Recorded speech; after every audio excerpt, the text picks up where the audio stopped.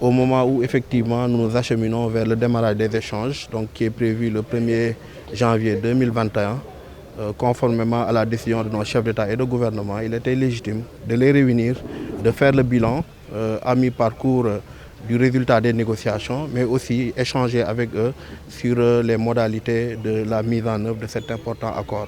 Donc, vous savez, dans le cadre de cette libéralisation des échanges, il y a ce qu'on appelle la notion des produits exclus.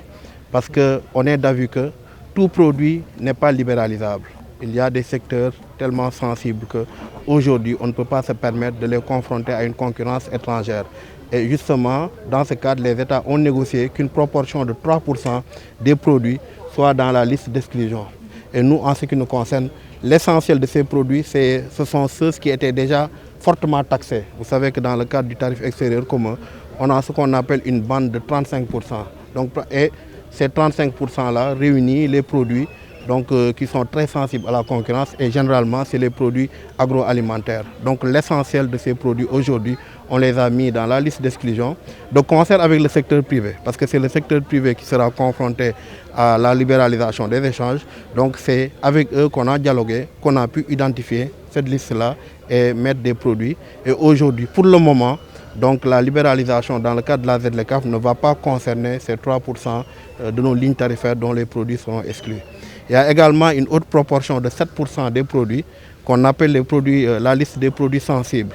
C'est des produits qui seront libéralisés, mais à la suite d'un différé de 5 ans. C'est-à-dire aujourd'hui, on va démarrer les échanges le 1er janvier 2021, mais cette liste de produits sensibles ne sera démantelable qu'à partir de 2026.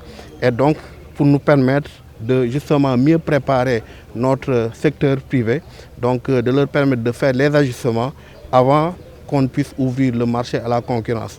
Tout à l'heure, le ministre a évoqué la stratégie nationale pour la mise en œuvre de la zone libre-échange continentale que le gouvernement a adoptée. Et justement, l'objectif de cette stratégie, c'est de partir des défis du secteur privé dans le cadre de la mise en œuvre et voir quel accompagnement l'État peut mettre en place. Il y a parmi ces accompagnements la mise à niveau des entreprises. Donc, toutes les entreprises qui seront concernées par ces produits sensibles-là, normalement, devront bénéficier d'un programme d'appui et d'accompagnement de la part de l'État. Il y a des pays de l'Afrique australe comme l'Afrique du Sud. Donc, pour tous ces pays, effectivement, il faudrait que nos entreprises également soient en mesure d'affronter, de faire face à la concurrence qu'ils vont nous poser sur notre marché parce qu'ils voudront également accéder à notre marché, mais également nous-mêmes nous sommes offensifs et nous avons fait mener des études aujourd'hui qui nous permettent de nous assurer que le Sénégal est en mesure, au-delà même de conserver ses parts de marché traditionnelles sur notre marché et sur le marché de la CEDEAO, le Sénégal est en mesure d'aller conquérir de nouveaux marchés, notamment au niveau de l'Afrique centrale. Nous en avons étudié toutes les opportunités et c'est la somme justement de tout ça que nous avons mis dans la stratégie nationale pour la mise en œuvre de la ZLECAf, donc qui se veut à la fois une stratégie défensive pour préserver notre secteur privé de la concurrence, mais également offensive pour les accompagner pour qu'ils puissent aller conquérir de nouveaux marchés.